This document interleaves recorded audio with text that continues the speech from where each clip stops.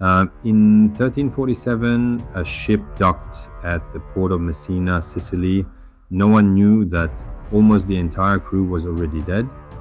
The few sailors still alive lay burning with fever, their skin marked with blackened swellings. The people called it the death ship. They had no idea that with that single ship, the darkest 4 years in European history had just begun. This is the story of a catastrophe that has never left humanity's memory, the Black Deaths.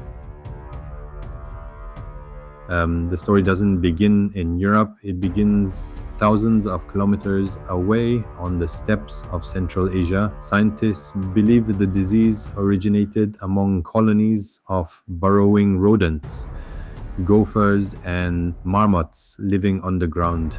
The culprit was a bacterium invisible to the naked eye, Yersinia pestis. It traveled inside fleas, and those fleas rode on the backs of black rats. And there was one thing that would carry this microbe to the other side of the world: trade. The caravans along the Silk Road carried silk and spices, and then, without knowing it, they carried death as well.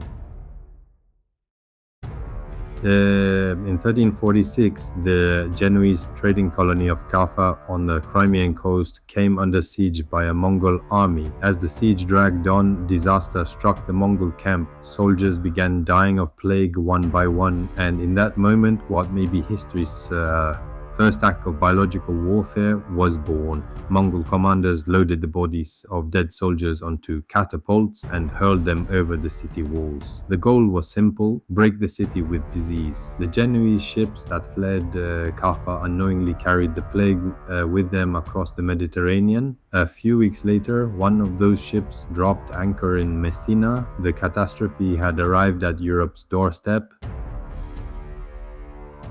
From 1347 to 1351, in just 4 years, the disease swept across all of Europe: Italy, France, Spain, England, and finally Scandinavia. Nowhere was safe. The disease appeared in 3 deadly forms.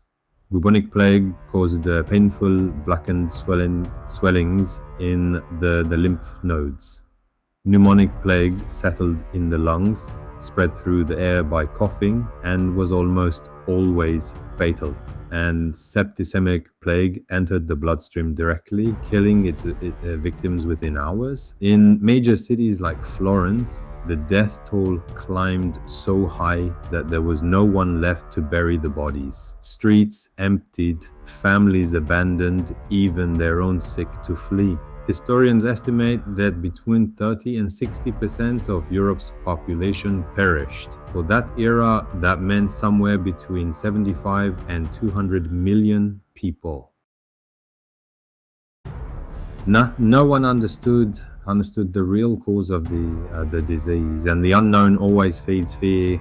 Some groups marched through the streets, whipping themselves, hoping to appease what they believed was divine wrath. They became known as flagellants. Other communities, swayed by baseless rumors, attacked Jewish neighborhoods, accusing Jewish people of poisoning the wells. This fueled some of the darkest pogroms in European history. Medicine at the time still clung to miasma theory, the belief that disease spread through foul-smelling air, but one city took a measure that would echo through history: Venice.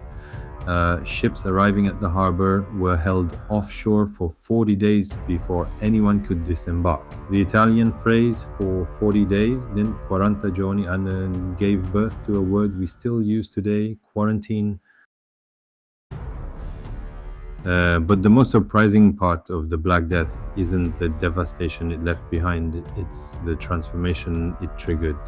With so much of the population gone, something strange happened to the survivors. Labor became valuable. Peasants who had been tied to the land for centuries could suddenly negotiate with landowners. Wages rose. The feudal system had endured for hundreds of years, But this plague delivered the first major blow that would accelerate its collapse. And some historians go even further. The labor shortage pushed people toward new technologies and greater efficiency. The church's helplessness in the face of the plague made its authority easier to question, and that questioning helped lay the groundwork for a movement that would erupt the following century. The Renaissance, a catastrophe, rebuilt Europe.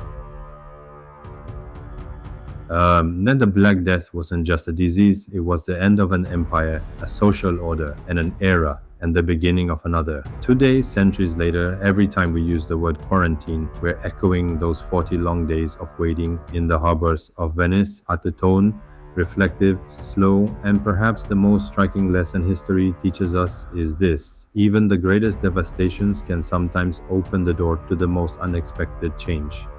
Subscribe, like, call to action. If this story caught your attention, don't forget to subscribe and turn on notifications for our next journey through history.